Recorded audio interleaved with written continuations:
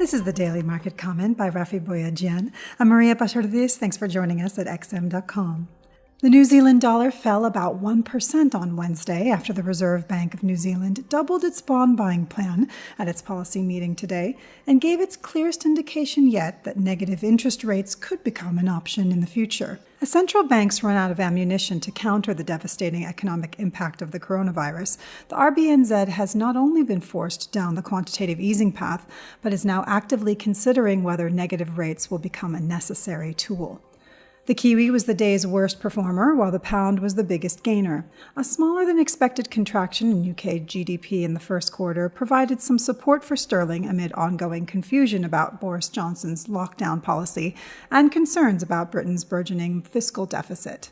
The US dollar was also flat against a basket of currencies as investors looked to Fed Chairman Jerome Powell's speech later today for clues on whether the Federal Reserve is also contemplating negative rates.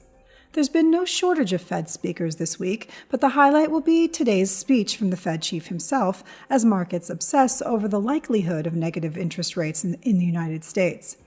Powell will probably reaffirm that negative rates are not on the cards, putting him on another collision course with President Trump, who tweeted yesterday that the U.S. should accept the gift of negative rates, as other countries have. Trump has lately toned down his criticism of Powell and company, but the longer the U.S. economy remains in some form of a lockdown and the slower the ensuing economic recovery, the more Trump will press the Fed to do more.